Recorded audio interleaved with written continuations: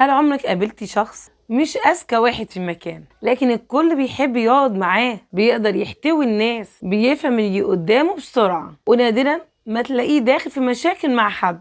وفي المقابل ممكن تقابل شخص تاني ذكي جدا لكن علاقاته كلها متوترة ودايما داخل في صدامات مع الناس. الفرق هنا غالبا مش الذكاء العقلي، الفرق في حاجة اسمها الذكاء العاطفي. طب ايه هو الذكاء العاطفي؟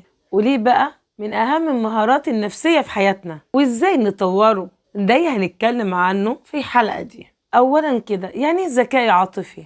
الذكاء العاطفي ببساطة قدرتك إن أنت تفهم مشاعرك وتتعامل معاها، ومش بس كده، وكمان تفهم مشاعر الناس اللي حواليك. يعني بدل ما المشاعر تقودك أنت اللي بتقودها. الشخص اللي عنده ذكاء عاطفي عالي مش معناه إن هو ما بيغضبش أو ما بيزعلش، لكن معناه إني فاهم مشاعره وبيعرف يديرها وما بيخليش المشاعر تدمر علاقاته.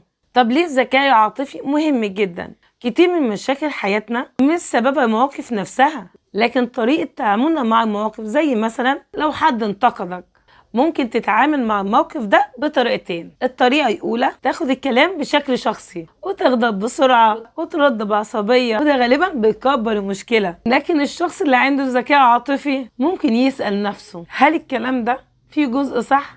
هل الشخص ده قصده بيهاجمني ولا يساعدني؟ الفرق بين الطريقتين ممكن يحدد شكل العلاقة بعد كده. عشان كده الذكاء العاطفي بيأثر بشكل كبير على العلاقات العاطفية، الصداقات والشغل وحتى تقديرنا لنفسنا. في حاجة بقى عايزة أفاجئكم بيها، وهي مكونات الذكاء العاطفي. إيه ده يا دكتور، هو الذكاء ليه مكونات؟ علماء علم النفس غالبا بيقسموا الذكاء العاطفي لعدة مهارات أساسية. أول مهارة الوعي بالمشاعر. أول خطوة في الذكاء العاطفي إنك تكون واعي بمشاعرك. كتير من الناس لما يسألوهم أنت حاسس بإيه دلوقتي، بيقولوا مش عارف بس متضايق. لكن الشخص يواعي بمشاعره يقدر يحددها بدقة.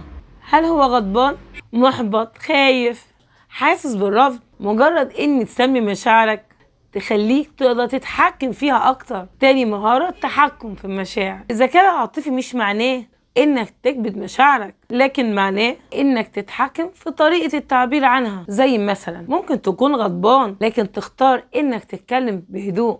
ممكن تكون متضايق لكن ما تجرحش اللي قدامك. التحكم في المشاعر بيحمي علاقات كتيرة من الانهيار. تالت مهارة التعاطف مع الآخرين، ودي واحدة من أهم مهارات الذكاء العاطفي. هي التعاطف، إنك تحاول تفهم الناس حاسة بإيه، مش بس بكلامهم لكن من نبرة صوتهم وتصرفاتهم. وأحيانا الشخص قدامك يكون متوتر أو متعصب، لكن لما تفكر شوية تكتشف إن هو ممكن يكون مضغوط أو حزين أو بيمر بظروف صعبة. الفهم ده يخليك تتعامل مع الناس بفهم ونضج أكتر. رابع مهارة إدارة العلاقات. الشخص اللي عنده ذكاء عاطفي عالي غالبا بيكون عنده مهارة في إدارة العلاقات. بيعرف يحل الخلافات، يتواصل بشكل واضح، ويحافظ على احترامه واحترام الآخرين. ده بيخلي الناس بيحبوا وجوده في حياتها. بس على العكس في شوية علامات اللي ممكن تدل ان الشخص ده محتاج يتطور الذكاء العاطفي، ودي بتكون علامات ضعف الذكاء العاطفي. زي مثلا اول حاجة الغضب السريع، تاني حاجة الحساسية الزايدة من كلام الناس، تالت حاجة سوء فهم نوايا الآخرين، رابع حاجة تكرار نفس المشاكل في العلاقات. واحيانا الشخص ده بيشعر ان الناس كلها بتظلمه او بتهاجمه، لكن الحقيقة ان المشكلة احيانا بتكون في طريقة التعامل مع المشاعر. طب ازاي نطور الذكاء العاطفي؟ انا ليه عندك خبر كويس. الذكاء العاطفي مهارة ممكن نتعلمها مع الوقت وبشوية خطوات. اول خطوة اسأل نفسك دايما انا حاسس بايه. لما تمر بموقف صعب حاول توقف لحظة وتسأل نفسك أنا حاسس بإيه دلوقتي. التدريب ده بيزود وعيك بمشاعرك. تاني خطوة ما تردش بسرعة. كتير من المشاكل بتحصل بسبب ردود الفعل السريع.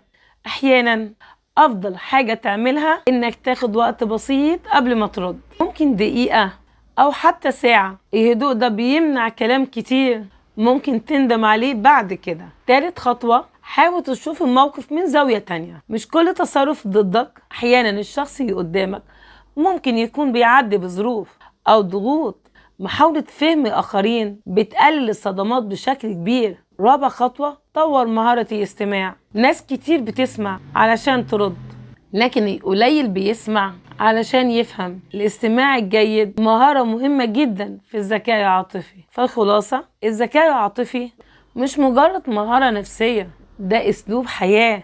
كل ما فهمت مشاعرك أكتر ومشاعر الناس أكتر، كل ما علاقاتك بقت أهدى وحياتك بقت أكتر توازن. فاسأل نفسك السؤال ده: هل أنا بدير مشاعري ولا مشاعري هي بتدير حياتي؟